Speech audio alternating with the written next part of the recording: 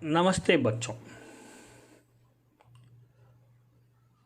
इस वीडियो में हम बड़े घर की बेटी भाग 3 की कहानी को विस्तार से संक्षेप में समझेंगे और पढ़ेंगे। बेनी माधव सिंह ने बेटे की ओर से साक्षी दी। यहाँ पर बेटे लाल बिहारी है और साक्षी करते उनके पक्ष में कहा। ये कब कहते हैं कि जब पंचायत ख़त्म हो जाती है, श्रीकंठ सिंह के आने के बाद में पंचायत लगती है, बहुत सारे लोग उनसे मिलने के लिए आते हैं, कुछ देश काल की बातें करते हैं, कुछ मुकदमों के बारे में बातें होती है। तो उसके बाद में जब पंचायत उठ जाती है और भोजन का समय आता है और उस भोजन के समय श्रीकंठ सिंह अकेले हो जाते, एकांत हो जाते हैं, अकेले रहते हैं, तब लाल बिहारी ने श्रीकंठ सिंह से कहा कि भैया आप जरा भाभी को समझा दीजिएगा कि मुंह संभाल कर बातचीत किया करें, नहीं तो एक दिन अनर्थ हो जाएगा। तो उसी बात को लेकर या उसी बात के पक्ष में बेनी माधव सिंह ने कहा, हाँ, बहु बेटियों का यह स्वभाव अच्छा नहीं है। बहु करते बेटे की पत्नी, और बेटियों का यह स्वभाव, ये गुण अच्छा नहीं है कि मर्दों से मुंह लगे, यानी कि आदमियों से मुंह लगे या आदमियों से ऊंची आवाज़ में बातें करें, या फिर ये भी हो सकता है कि उनसे इस तरह की बातें करें। लाल बिहारी बोला, वे बड़े घर की बेटी हैं तो हम भी कोई कुर्मी कहार नहीं हैं, हम भी कोई ऐडेगेरे या बेकार व्यक्ति नहीं हैं। श्रीकंठ ने चिंतित स्वर से पूछा, लेकिन उनको चिंता होने लग गई। क्यों? कि उनको इस घटना के बारे में पता ही नहीं था। तो आखिर बात क्या हुई? तो चिंतित स्वर में कहा कि आखिर बात क्या हो गई है, ऐसी क्या हो गई? तो लाल बिहारी ने कहा, कुछ भी नहीं, यूं ही ऐसे ही आप उलझ पड़ी, यानी कि झगड़ना शुरू कर दिया या अपने आप ही झगड़ने लग गई। मायके के सामने, यानी कि उनके माँ के तरफ के जितने भी सदस्य हैं उनके या परिवार के सामने हम लोगों को कुछ समझती ही नहीं।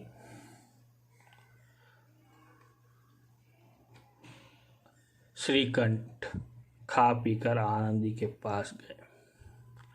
वह भरी बैठी थी, यानी कि गुस्से में थी, बहुत गुस्से में थी आनंदी। 2 दिन से इंतजार कर रही थी।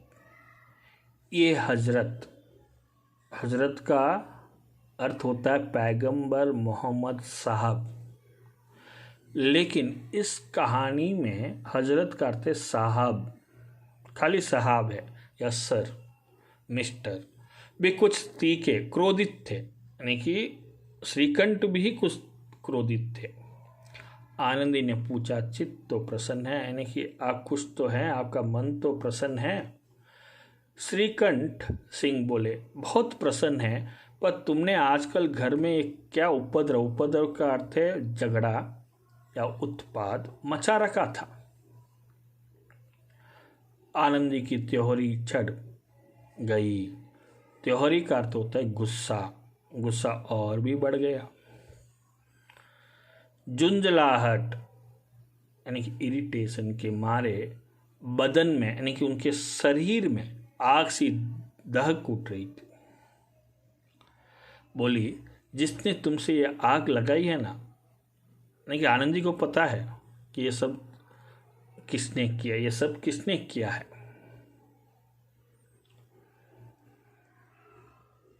उसे पाऊं तो, यानी कि उसको अगर मैं पाऊं, उसको अगर मेरे सामने आए तो मैं मुंह सुलझ दूं करते मुंह को जला दूं या फिर उसको खूब मारूं। इतनी गर्म क्यों होती हो? बात तो कहो। क्या कहूँ? ये मेरे भाग्य का फेर है। मेरे भाग्य में ऐसे ही लिखा, मैं क्या कहूँ। नहीं तो एक गंवारा छोकरा, यानी कि गांव का रहने वाला छोकरा, अनपढ़ लड़के को कहते हैं गंवारा छोकरा। यहाँ पर गंवारा छोकरा है लाल बिहारी, जिसको चपरासीगिरी करने का भी शुहर करते लियाकत या अकल, गुड मैनर कहते हैं। चपरासीगिरी करते, एक चपरासी का काम करना भी उसको ठीक से नहीं आता है, उसको अक्ल नहीं है उस काम को करने के लिए भी। नहीं, मुझे खड़ाओं से मार कर यूँ करता है। और जिसको अक्ल नहीं है वो मुझे खड़ाओं से मारता है।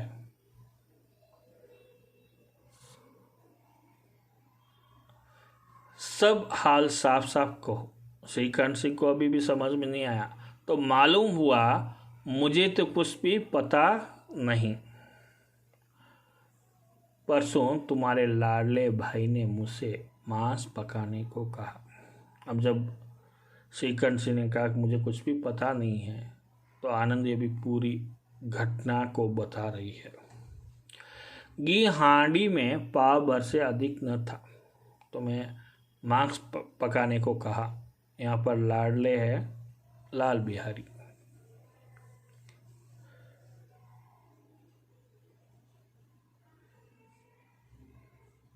घी हांडी में पाव भर से अधिक न था, तो लाडले यहाँ पर लाल बिहारी ने मांस पकाने को कहा, लेकिन घी तो उसमें पाव भर यानी कि पाव किलो से अधिक नहीं था। वह सब मैंने मांस में डाल दिया था। जितना भी घी था वो पूरा मैंने मांस में डाल दिया। जब खाने बैठा तो कहने लगा, दाल में घी क्यों नहीं है? तो बस इसी पर वह मेरे मैके को भी भला बुरा कहने लगा। मुझे रहा न गया, मैं अपने आप को रोक नहीं पाई। मैंने कहा कि वहाँ इतना घी तो नाई कहार खा जाते हैं, यानी कि बाल काटने वाले, बोझ उठाने वाले या डोली उठाने वाले लोग खा जाते हैं, और रोज खाते हैं वो, और किसी को जान भी नहीं पड़ता और किसी को पता ही नहीं चलता। बस इतनी सी बात पर उस अन्यायी ने मुझ पर खड़ाऊं फेंक मारी, यानी कि खड़ाऊं फेंक दी। यदि हाथ से न रोक लेती तो सिर फट जाता। उसी से पूछो, यानी कि लाल बिहारी से पूछो, मैंने जो कुछ कहा वह सच है या झूठ। श्रीकंठ की आंखें लाल हो गई, यानी कि क्रोधित होना, बहुत गुस्से में आना, उसको बहुत गुस्सा आ गया। बोले, यहाँ तक हो गया उस छोकरे का, यानी कि उस लड़के का साहस, इतनी हिम्मत। आनंदी स्त्रियों के स्वभाव अनुसार, यानी कि उसके गुणों के अनुसार रोने लगी, क्योंकि आंसू उनकी पलकों पर, जैसे यहाँ पर चित्र में दिया हुआ ये पलक है और ये आंसू है, पर रहते हमेशा आंखों में रहते ऊपर। श्रीकंठ धैर्यवान और शांत पुरुष थे, बहुत ही काम थे। उन्होंने कदाचित ही क्रोध आता था, उन्हें बहुत ही कम क्रोध आता था। पर स्त्रियों के आंसू पुरुषों की क्रोधाग्नि, यानी कि गुस्से की आग को कहते हैं क्रोधाग्नि। भड़काने में, यानी कि आग जब हमें लगानी होती है तो उसमें हम क्या करते हैं, लकड़ी के ऊपर घी डालते हैं, और जलती हुई आग में भी घी डालने से आग और बढ़ जाती है। तो यहाँ पर आदमी के गुस्से को स्त्रियों के आंसू और भी बढ़ा देता है। काम कर देते हैं, रात भर करवटें बदलते रहे, यानी कि रात भर नींद नहीं आई। उद्विग्नता के कारण पलक नहीं झपकती, उस गुस्से के कारण।